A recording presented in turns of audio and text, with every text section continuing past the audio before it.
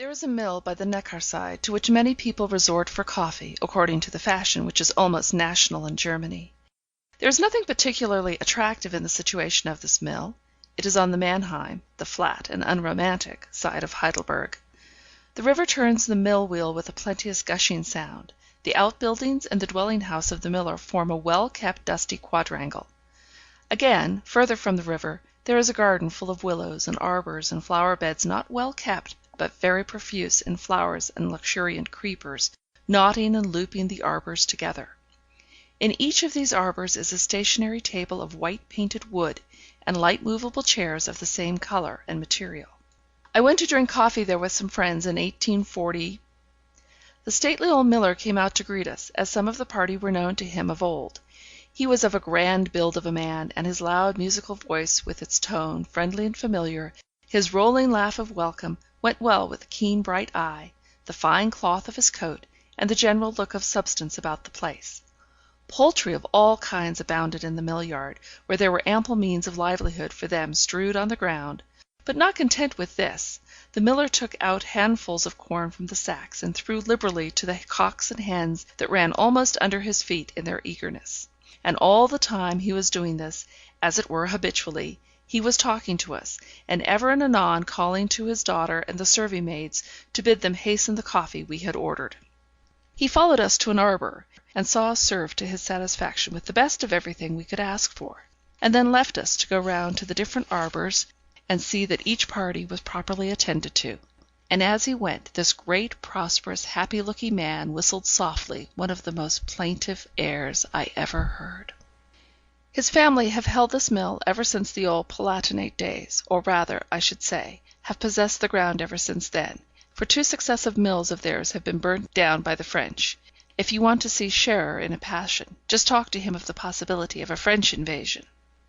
At this moment, still whistling that mournful air, we saw the miller going down the steps that led from the somewhat raised garden into the mill yard, and so I seemed to have lost my chance of putting him in a passion. We had nearly finished our coffee, and our kuchen, and our cinnamon cake, when heavy splashes fell on our thick, leafy covering; quicker and quicker they came, coming through the tender leaves as if they were tearing them asunder. All the people in the garden were hurrying under shelter, or seeking for their carriages standing outside. Up the steps the miller came hastening with a crimson umbrella, fit to cover every one left in the garden, and followed by his daughter and 1 or 2 maidens, each bearing an umbrella. "Come into the house, come in, I say. It is a summer storm, and will flood the place for an hour or 2, till the river carries it away. Here, here!" And we followed him back into his own house.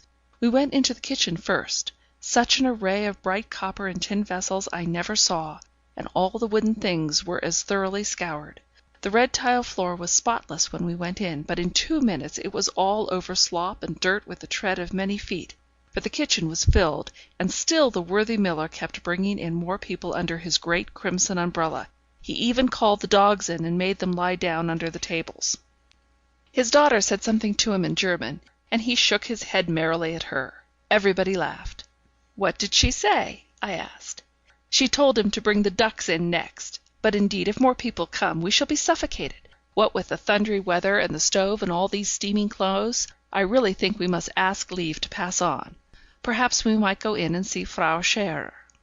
My friend asked the daughter of the house for permission to go into an inner chamber and see her mother. It was granted, and we went into a sort of saloon overlooking the Neckar, very small, very bright, and very close. The floor was slippery with polish; long, narrow pieces of looking glass against the walls reflected the perpetual motion of the river opposite. A white porcelain stove, with some old fashioned ornaments of brass about it, a sofa, covered with Utrecht velvet, a table before it, and a piece of worsted worked carpet under it, a vase of artificial flowers, and, lastly, an alcove with a bed in it, on which lay the paralysed wife of the good miller, knitting busily, formed the furniture. I spoke as if this was all that was to be seen in the room; but, sitting quietly, while my friend kept up a brisk conversation in a language which I but half understood, my eye was caught by a picture in a dark corner of the room, and I got up to examine it more nearly. It was that of a young girl of extreme beauty, evidently of middle rank. There was a sensitive refinement in her face, as if she almost shrank from the gaze which, of necessity, the painter must have fixed upon her. It was not over well painted, but I felt